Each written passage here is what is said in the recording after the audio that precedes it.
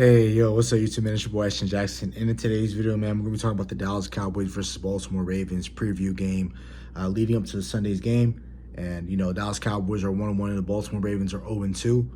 And I'm heading into this game looking at it right now like it's 0-0. I know, obviously, for the Baltimore Ravens, for the Dallas Cowboys, this isn't a 0-0 type of matchup right now. But if you look at the Baltimore Ravens like I have the past 2 weeks, they're easily right now could be either 2-0 or 1-1, right? Just as some calls go their way, they take the Ravens game, not the Ravens game, but the Raiders game more seriously, and they finish business, take care of business. I believe they win that game. Same goes for if they, try not to get so aggressive, not trying to get so aggressive like they normally are against the Chiefs. If they come in and just play their game, I think they could beat the Chiefs like normal. I know it's tough saying that when you got 15 on the other end, but I really feel like the Ravens can be right now 2-0 if they play a little bit smarter ball going into their games. But really, that doesn't do anything for me. Doesn't sway me in why doesn't sway me any sort of way. I don't see this team beneath me. I don't, because this is a really good football team. They do everything that we do poorly. They do really great at. We can't stop the run. They run the ball at a very, very high clip, and they don't have a problem running the ball. We can't contain running quarterbacks. We're going to have a tough time doing that, and Lamar is the best scrambling quarterback in the league. He's just one of the best quarterbacks in the league in general, right? That's why he's a 2-time MVP.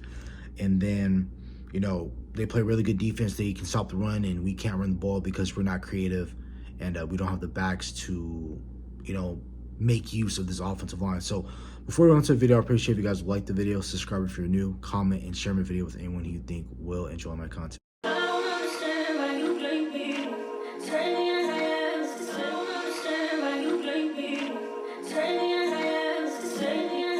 I was saying, if people have been watching the Baltimore Ravens game, they played both in really great close games. One opening night versus the Chiefs that most of us saw, and then on Sunday versus the Raiders. The Raiders are a really good football team, and they're a really scrappy team, and they're one of the many NFL teams that play with a chip on their shoulder, and they're always looking for something to prove. So I felt like if the Ravens took that game a little bit more seriously, they would be at least 1-1 at this point. But I feel like, in my opinion, they could be 2-2. If Isaiah Likely was wearing white cleats, that's a touchdown, and they're 2-0 at this point, and the Ravens look really good, right? But the number one thing for us to beat the Ravens with the Dallas Cowboys intensity of the Baltimore Ravens. Every single person that comes into AT&T is looking to make a statement, no matter if it's the Eagles, the Commanders, the Giants, the Texans when they come to town, the Bengals. Every single player, every single team that is coming to AT&T, they're trying to make a statement. That's like their Madison Square Garden in the NBA. They're trying to make a statement, and they're trying to embarrass you. So I find it very hard for me when I'm a Dallas Cowboy fan and I'm watching my team go out there, whether it's in playoff games, whether it's in highly profiled games at the 1 o'clock, 4 o'clock hour for some of you guys on the East Coast, 3 o'clock for you guys that live out there in Texas. And I know, we play those later games. I don't understand why the Dallas Cowboys don't ever match the intensity of the opposing team. It just mind boggles me. And that's the number one thing I feel like the Dallas Cowboys have to do. The Baltimore Ravens are desperate. Don't let them embarrass you. Get their win next week. Don't let them get their win this week. Don't be that team that, if they make it to the Super Bowl, they win a Super Bowl, and they do an NFL documentary, and they're interviewing them, and they're saying, oh, we'll get you guys' season started because you guys went 0-2. I don't want them to be like, oh, it started week 3 versus the Dallas Cowboys. Don't be the reason. Don't be that team to give them their first win. Let Buffalo get that first win. Have that be on their record. Same thing with the Cincinnati Bengals. They played the Cincinnati Bengals in week, I think, 6, I want to say, week 4, week 5, or something like that. They play them really soon. So really, man, do not let them get their first win against you. So match their intensity, and we'll be just fine. Number 2, got to stop the run. Teams know at this point that they can be physical against this. Don't let Derrick Henry gain any sort of steam. Derrick Henry's that type of back that, like how Zeke Elliott used to be. If you didn't touch Zeke Elliott for 2 or 3, 4 yards with our offensive line that we used to have 8 years ago, if you didn't touch Zeke Elliott in the first 3 to 4 yards, you did not want to tackle him in the open field. And that's exactly how Derrick Henry is, and that's how he gets those Madden highlight clips where he's tossing people like Josh Norman like it's, like he's a fly in his way or something. Like he's just shooing him out the way. Like, that's how you get those big highlight moments, and I don't want that to be in this. Don't let Derrick Henry get off in this game as well, because Derrick Henry was another Could have been Dallas Cowboy because he had bought property in Dallas in the Dallas Fort Worth area. Doesn't mean anything because a lot of millionaires are smart now. They're especially these young athletes, and they're buying property. So a lot of people, they off-season train in Dallas anyway. But he was waiting for a call. He wanted the Dallas Cowboys to sign him, and the Baltimore Ravens ended up getting him. So don't let that be another storyline that builds into something which it really isn't that big of a proportion. Again, don't let Lamar Jackson run around, and I feel like that's when the Baltimore Ravens are at their best, is when Lamar throws for 200, 250, 300, and he runs for another 100 yards. That's when, for me, the Ravens are damn near unbeatable. I think it's very tough for you to beat the Baltimore Ravens when Lamar Jackson is running around and he's dotting you up outside of the pocket and extending plays and improvising. I think that's very tough to beat, to stop the Ravens when Lamar is doing all that. Also, don't let Justice Hill burn you. Justice Hill is the type of dude where, if Lamar Jackson's in trouble and he's running left and right, he's scurrying throughout the pocket,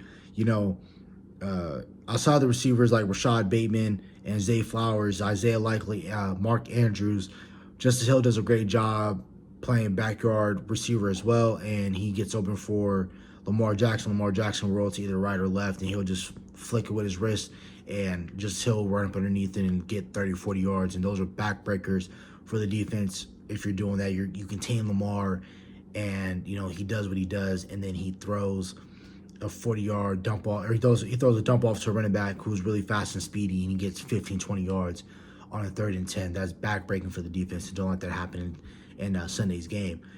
Which leads me to my third step, really, is to contain Lamar in the pocket. Take away his easy throws. They're trying to get a lot of easy throws with Lamar when it comes with those crossers with Rashad Bateman, Zay Flowers on. They kind of use Zay Flowers in a way like how the Miami Dolphins use Tyreek Hill.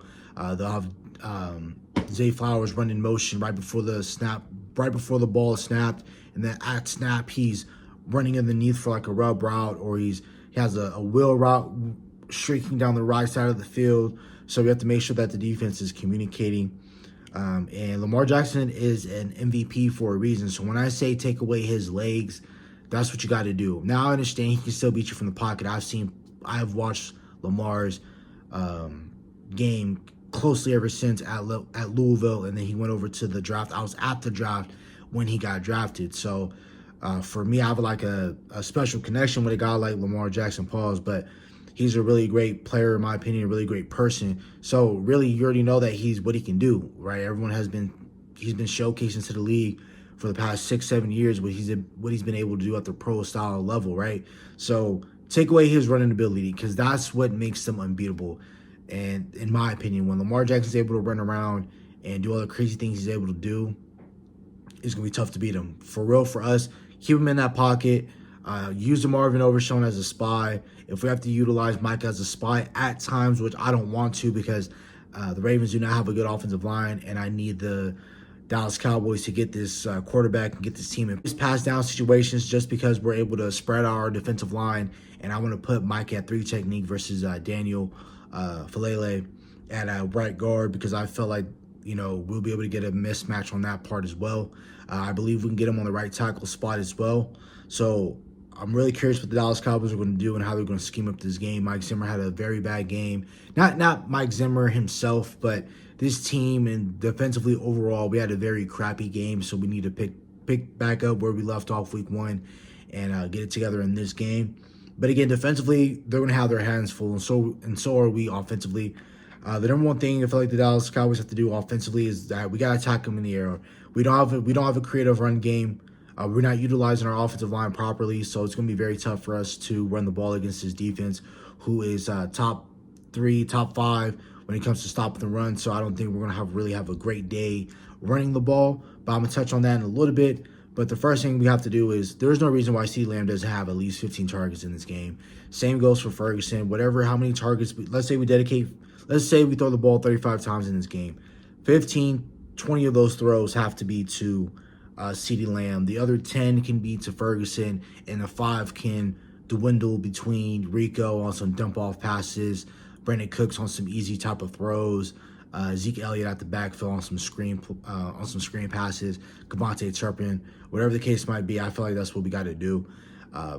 we gotta attack them in the air. They're one of the worst teams stopping against the pass in the air. I believe they're bottom half of the league. They're like at least 22. They're 22nd ranked in against the pass. So we make sure we got to go out there and air them out. We can attack Marlon Humphrey. I know they got Nate Wiggins. I feel like we can get him. He's a young buck. He's a rookie. So let's, if you're the Dallas Cowboys, try to get some matchups where Nate Wiggins is on a guy like CeeDee Lamb if we can in certain scenarios. And then also, it's going to be tough throwing across that middle. I know Dak Prescott loves throwing those seam passes, but I think they're going to trying to take that away with a tall, lengthy safety in Kyle Hamilton, who's easily one of the best strong safeties in the league. Just one of the best overall safeties in the league is him and Mika Fitzpatrick that are neck and neck right now for one of the best safeties in the league. And it's very tough with a guy like Kyle Hamilton, who's 6'4", that can play a deep third, or, he can play in the middle of the defense and play on the roof. And then, he can play in the seam. He can cover up so much ground because he's 6'4". He's such a smart and intelligent football player. It's going to be tough going up against a guy like him in the secondary. But I feel like getting after a guy like Marlon Humphrey, we can get him. Nate Wiggins, I feel like we can get him. So we're going to be fine as long as we're able to protect up front, which is going to be such a hard time because Odolph Owe is going to do his thing, or Jason Owe. I know he did switch up his name. I don't want to be disrespectful to him and his family. But Jason Owe, you got him. You got David Ojabo. You got Justin Madubuike. You have so many guys. My bad. Same thing, had another name change. I'm sorry. Nanbi Madubuike as well. So you have so many great defensive tackles, and just have really great line play. They got Kyle Van Noy. We remember seeing him a bunch with the Patriots and the Chargers. I'm not worried about him. But everybody else, all them young bucks, Odolph, Jason Owe, Nanbi Madubuike, Travis Jones from Connecticut, who I wanted in that 22 draft class. But the Ravens do a really good job. So, and then the other thing offensively, what we have to do is we have to have a respectable run game. I know they were trash and we don't have a great run scheme like the Lions, Dolphins, Niners, Rams, some of the great offensive play callers in the league. But let's have our run game be kind of respectable, because I want Dak Prescott I want his life to be a little bit easier. Again, let's try to make Ford's life a lot easier. Don't turn the ball over, because when you turn the ball over, you're asking to lose if you give Lamar and that offense short fields. Limit your penalties that you can control. Encroachment, offsides on the offensive side of the football, no holding, which, that can be called any play basically, but no intentional grounding, no illegal contact, don't touch the receiver or any sort of receiver, moving past 5 yards, roughing the passer, things of that nature. Stay healthy. We need everybody to have a deep playoff run and just have a top seed in this league. We need to be healthy. And last but not least, don't leave AT&T Stadium without a win, because you don't want to lose this game. Fall to 1-2, play on a short week, going to have to go play against the New York Giants.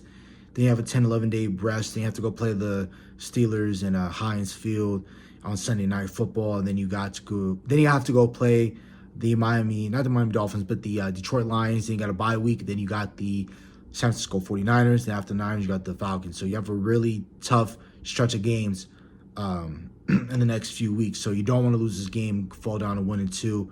There's only been 2 teams that had made the playoffs since 2010 that started out 1-2 in the season. And you don't want to start out like that in the season, right? So it's a must-win for me. I know if people are like, "Oh, you're tripping, it's week 3. What are you talking about? It's a must-win." No, you have to win this game, because you do not want to fall to 1-2 knowing who you got in front of you, and it does not get easier from here on out. It is not. It's not easy on Sunday, but it damn sure doesn't get any more easier from here on out. So that's about it for the video. Hope you guys have a nice day. Stay safe, stay blessed. Bye.